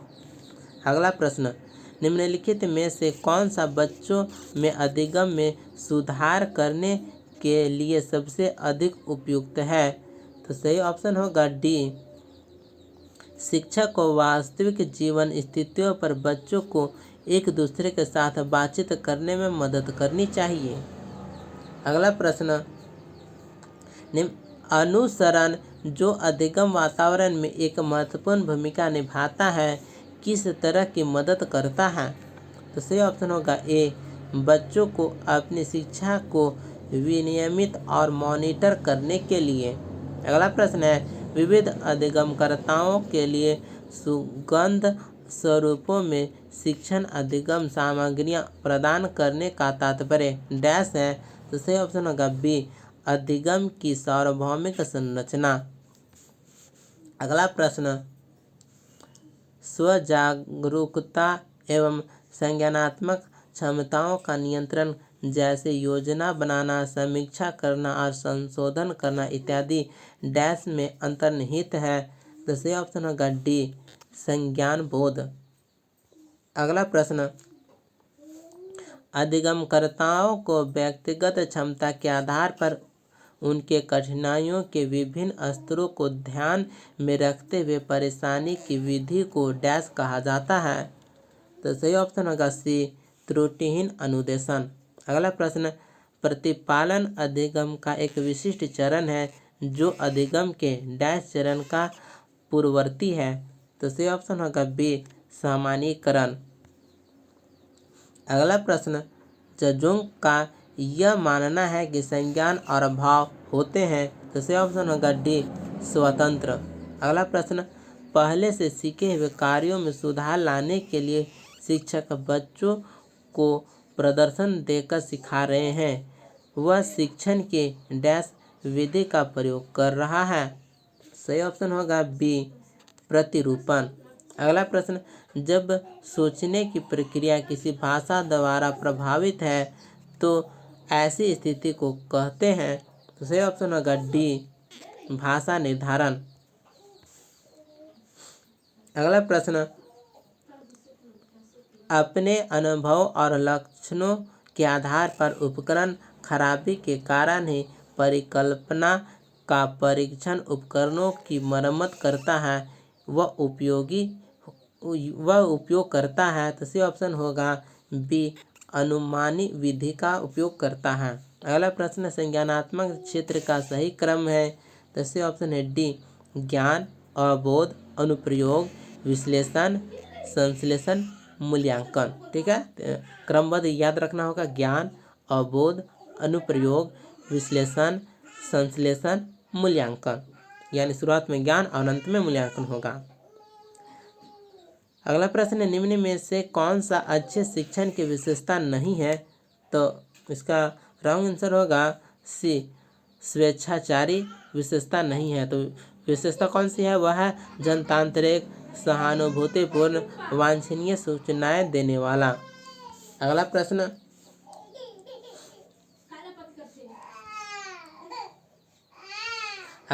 है अभिप्रेरणा का प्रत्याशा सिद्धांत किसके द्वारा किया गया है? तो इसका सही ऑप्शन होगा सी, विक्टर रूम द्वारा। अगला प्रश्न, निम्न में से कौन सा शिक्षण का सूत्र नहीं है? तो इसका सही जवाब होगा डी, निगमन से आगमन की ओर शिक्षण सूत्र नहीं है। तो शिक्षण सूत्र कौन सा है? तो वह अनिश्चितता से निश्चितता की ओर, सरल से कठिनाई की ओर, दृश्य से अदृश्य की ओर, और आगमन से निगमन की ओर। ठीक है, तो यहाँ पर गलती दिया है निगमन, नियम, निगमन से आगमन मतलब नियम से उदाहरण, ये गलत है, ये बड़ों के लिए होता है। ठीक है। अगला प्रश्न, सूक्ष्म शिक्षण चक्र का प्रथम पद होता है? तो सही ऑप्शन होगा बी, योजना बनाना। अगला प्रश्न, निम्न में से कौन सा अबोध स्तर के शिक्षण में शामिल है? तो इसका जवाब आप हमें कमेंट में जरूर बताइए क्या सही होगा। अगला प्रश्न, शैक्षिक सुधारों में प्रभावी विकेंद्रीकरण तभी संभव होगा? तो 24 का सही जवाब होगा डी, ए, बी और सी सही उत्तर है। तो ए है, जब खंड व संकुल संदर्भ केंद्रों के भागीदारी बढ़े, स्थानीय संदर्भ व्यक्ति उपलब्ध हो, अध्यापकों के पास संसाधन और प्रासंगिक सामग्री भी मौजूद हो। तो तीनों सही है। अगला प्रश्न, थॉर्नडाइक ने अपने सिद्धांत को किस शीर्षक से सिद्ध किया? तो सही ऑप्शन होगा ए, अधिगम के प्रयास एवं मूल से। अगला प्रश्न, पियाजे के अनुसार संज्ञानात्मक विकास की तृतीय अवस्था निम्न में से कौन सा है?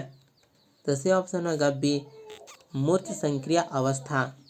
अगला प्रश्न, निम्न में से अधिगम में योगदान देने वाले मनोवैज्ञानिक कारकों में कौन सा शामिल नहीं है? तो सही ऑप्शन होगा डी, विषय वस्तु का स्वरूप शामिल नहीं है।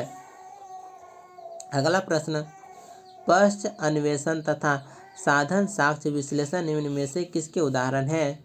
तो सही ऑप्शन होगा सी, स्वतः शोध। अगला प्रश्न, सीखने के वक्र अभ्यास द्वारा सीखने की मात्रा, गति और प्रगति की सीमा को ग्राफ पर प्रदर्शित करते हैं। सही ऑप्शन होगा बी, एबिंगहास के द्वारा। अगला प्रश्न, निम्न में से कौन सा थॉर्नडाइक के अधिगम के प्राथमिक नियमों में शामिल नहीं है? तो सही ऑप्शन होगा सी, साहचर्यात्मक स्थानांतरण का नियम। अगला प्रश्न, क्रिया प्रस्तुत अनुबंधन का दूसरा नाम है? तो सही ऑप्शन होगा ए, नैभित्तिक अनुबंधन यानी इंस्ट्रूमेंटल कंडीशनिंग। अगला प्रश्न, निम्न में से कौन सी अधिगम की एक विशेषता नहीं है? इसका सही जवाब होगा सी, अधिगम का अवलोकन प्रत्यक्ष रूप से किया जा सकता है।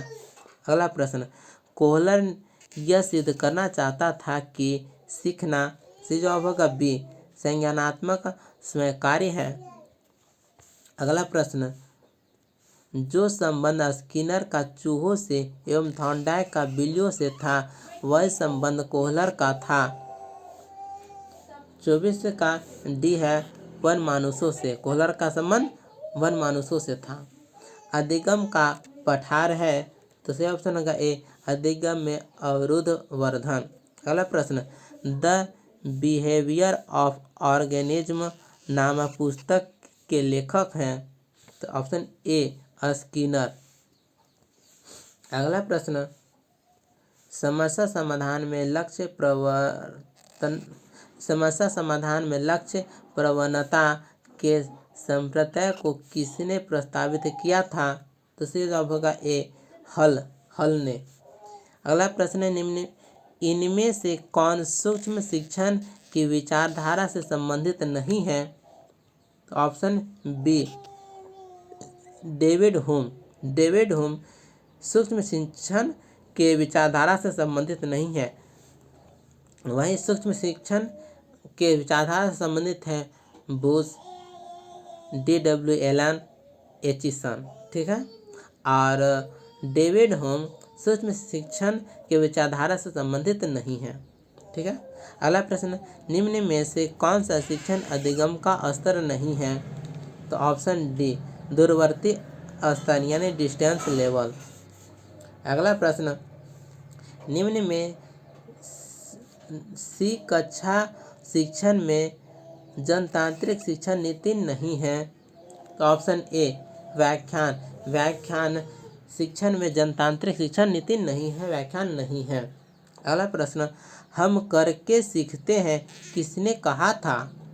तो ऑप्शन सी डॉक्टर मेस ने कहा कि हम करके सीखते हैं। अगला प्रश्न, निम्न में से कौन सा शिक्षण का स्तर नहीं है?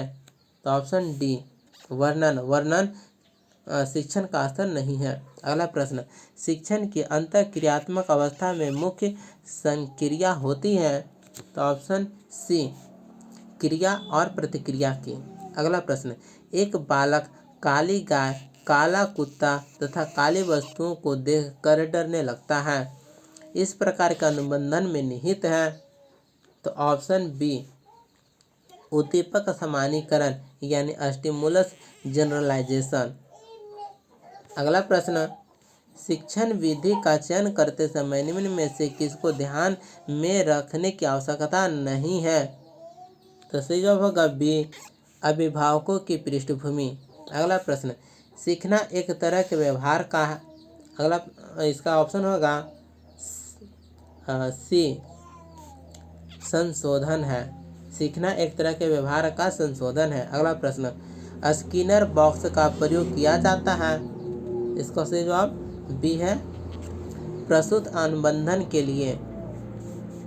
अगला प्रश्न, निम्न में से कौन सा युग्म सही नहीं है? जिसका जवाब होगा डी यानी सीखने का समग्र सिद्धांत हॉल, जो ये गलत बोला। ठीक है, सीखने का उद्दीपक अनुक्रिया सिद्धांत थॉर्नडाइक ने बोला, सीखने का क्रिया प्रसूत अनुबंधन सिद्धांत B.F. स्किनर ने कहा और सीखने का क्लासिकल सिद्धांत पावलोव ने कहा। अगला प्रश्न, इनमें से किनका नाम सूजनानशास्त्र के पिता से जुड़ा हुआ है? इसका जवाब होगा बी गाल्टन। अगला प्रश्न, ग्रंथियों के आधार पर व्यक्तित्व के विभिन्न प्रकारों की चर्चा किसने की है? तो इसका सही जवाब होगा सी कैनन ने। अगला प्रश्न, सीखने की वह अवधि जब सीखने की प्रक्रिया में कोई उन्नति नहीं होती कहलाती है? तो सही जवाब होगा बी सीखने का पठार। अगला प्रश्न, सीखने में प्रयास व मूल्य के सिद्धांत का प्रतिपादन किसने किया? तो सही जवाब होगा सी थॉर्नडाइक ने। अगला प्रश्न, क्रिया प्रसूत अनुबंधन सिद्धांत का प्रतिपादन किया? तो सही जवाब होगा डी स्किनर ने। अगला प्रश्न, कोहलर निम्न में से किससे संबंधित है? तो सही जवाब होगा डी अधिगम का सिद्धांत। अगला प्रश्न, निम्न में कौन शेष से भिन्न है? तो सही जवाब होगा सी ड्राइव रिडक्शन सिद्धांत शेष से भिन्न है। अगला प्रश्न, संज्ञानात्मक संप्राप्ति का न्यूनतम स्तर है? तो सही जवाब होगा ए ज्ञान का। अगला प्रश्न, एक बालक जो साइकिल चलाना जानता है मोटरसाइकिल चलाना सीख रहा है, यह उदाहरण होगा? तो सही जवाब होगा बी उद्धर्व अधिगम अंतरण का। अगला प्रश्न, निम्न में से कौन सा अधिगम के पठार का कारण नहीं है? तो सही जवाब होगा बी विद्यालय का असहयोग। अगला प्रश्न, अधिगम अनुभव और प्रशिक्षण के परिणाम स्वरूप व्यवहार में परिवर्तन है, यह कथन किनके द्वारा दिया गया? तो सही जवाब होगा ए गेट्स व अन्य। अगला प्रश्न, निम्न में से कौन सा सीखने के मुख्य नियमों में शामिल नहीं है? तो सही जवाब होगा सी बहु अनुक्रिया का नियम। अगला प्रश्न, अधिगम वक्र में पठार बनता है? तो सही जवाब होगा सी थकान के कारण। अगला प्रश्न, दर्पण चित्र परीक्षण किसको मापने हेतु प्रयुक्त होता है? तो सही जवाब होगा बी अधिगम अंतरण। अगला प्रश्न, मैकडूगल के अनुसार प्रत्येक मूल प्रवृत्ति से संबंध होता है? तो सही जवाब होगा बी संवेग। अगला प्रश्न, पियाजे के अनुसार संज्ञानात्मक विकास की द्वितीय अवस्था है? तो सही जवाब होगा सी पूर्व संक्रिया की अवस्था। अगला प्रश्न, चिंतनशील सोच की चर्चा इनमें से किसने की है? तो सही जवाब होगा ए डेयूवी ने। अगला प्रश्न, सीखी गई बात को धारण करने और पुनः स्मरण करने में असफल होना सही जवाब होगा ए विस्मरण है। अगला प्रश्न, अधिगम के नियम के तहत तत्परता का नियम प्रतिपादित किया है। तो सही जवाब होगा ए एडवर्ड एल थॉर्नडाइक ने। अगला प्रश्न, निम्न में से कौन सी विधि प्राथमिक स्तर पर शिक्षण के लिए उपयुक्त नहीं है।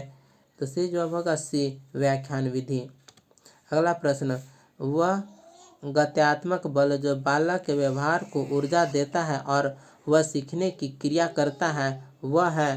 तो सही जवाब होगा डी सभी विकल्प सही है। लक्ष्य, प्रबल प्रेरणा और अवरोध सभी होगा। अगला प्रश्न, जीन पियाजे ने संज्ञानात्मक विकास की कितनी अवस्थाओं की व्याख्या की है। तो सही जवाब होगा डी 4 अवस्थाओं की।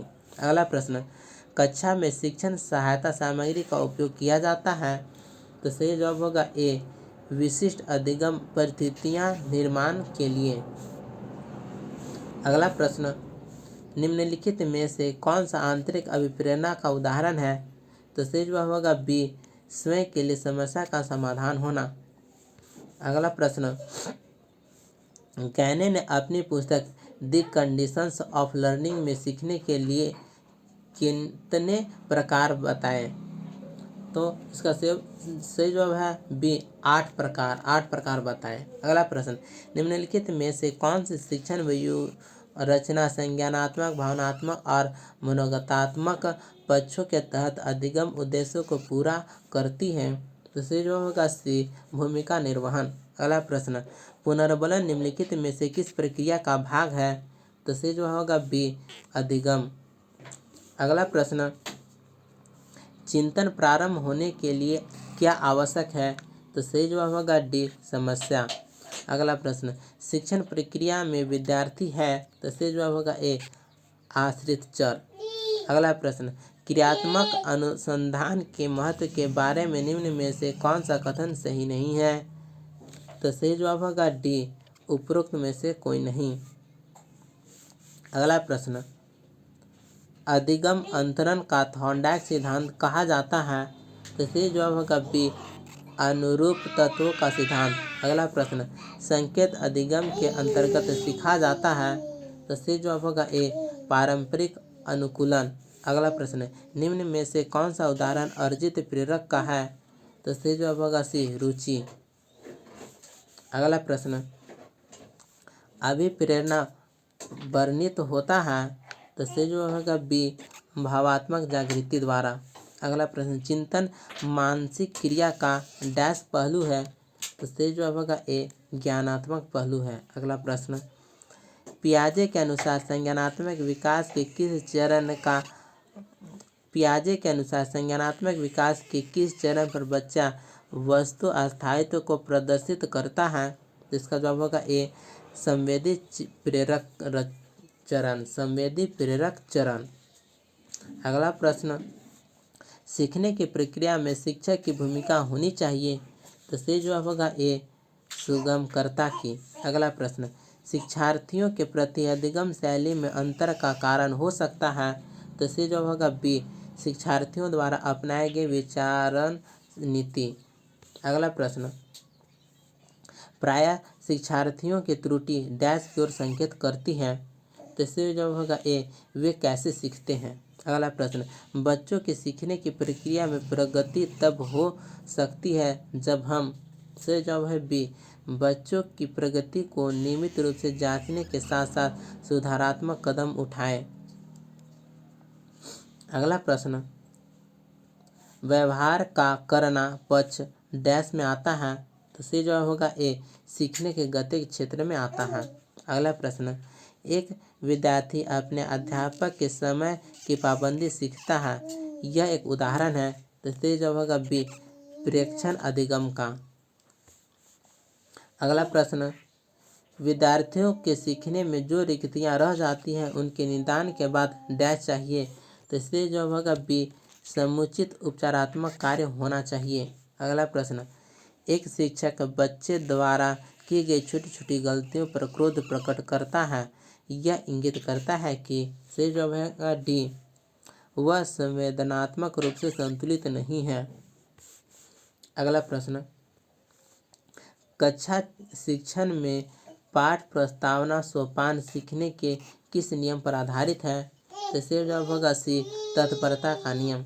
अगला प्रश्न, प्रेक्षणात्मक अधिगम संप्रदाय डैश द्वारा दिया गया था? तो सही जवाब होगा बी, बंडूरा द्वारा दिया गया था। अगला प्रश्न, अधिगम में डैश ने प्रभाव का नियम दिया था? तो सही जवाब होगा डी, थॉर्नडाइक ने प्रभाव का नियम दिया था। अगला प्रश्न, उदाहरण, निरीक्षण, विश्लेषण, वर्गीकरण, नियमीकरण निम्नलिखित में से किस विधि के सोपान हैं? तो सही जवाब होगा बी, आगमन विधि का सोपान है। अगला प्रश्न, ध्यान आकर्षित होने में डैश की प्रमुख भूमिका होती है? तो सही जवाब होगा ए, उद्दीपन की तीव्रता। अगला प्रश्न, डैश छात्र में रुचि उत्पन्न करने की कला है? तो सही ऑप्शन होगा डी, प्रेरणा। प्रेरणा छात्र में रुचि उत्पन्न करने की कला है। अगला प्रश्न, फ्रायड के अनुसार इसमें सही जवाब होगा ऑप्शन सी है, विस्मरण वह प्रवृत्ति है जिसके द्वारा दुखद अनुभवों को स्मृति से अलग कर दिया जाता है। अगला प्रश्न, SOR किसके द्वारा प्रस्तावित किया गया है? तो सही जवाब होगा ए, वुडवर्थ के द्वारा प्रस्तावित किया गया है। अगला प्रश्न, अनुभव द्वारा व्यवहार में परिवर्तन कहलाता है? तो सही जवाब होगा बी, सीखना। अगला प्रश्न, अंतर्दृष्टि यानी सूझ द्वारा सीखने के सिद्धांत में कोहलर ने प्रयोग किया था? तो सही जवाब होगा बी, वनमानुषों पर किया था। अगला प्रश्न, ध्यान को केंद्रित करने की आंतरिक दशा है? तो सही जवाब होगा सी, रुचि। रुचि आंतरिक दशा है। अगला प्रश्न, एक परिस्थिति में अर्जित ज्ञान का दूसरी परिस्थिति में उपयोग करना कहलाता है? तो सही जवाब होगा बी, सीखने में स्थानांतरण का। तो शुरू से अंत तक कितने स्टूडेंट इस वीडियो को देखे हैं ज़रा कमेंट में बताइएगा। और इस बुक को आप PDF के रूप में डिस्क्रिप्शन में डाउनलोड कर सकते हैं, वहाँ पर PDF में आपको मिल जाएगा। और हाँ, इस बुक को शुरू से अंत तक वीडियो के रूप में हमने बनाया है, जिसका लिंक डिस्क्रिप्शन में मिल जाएगा। शुरू से अंत तक आप इस वीडियो को देख सकते हैं। मिलते हैं अगले वीडियो में। और हाँ, आप अगला वीडियो किस बुक पर चाहते हैं ये हमें ज़रूर बताइएगा। ठीक है, मिलते हैं। जय हिंद।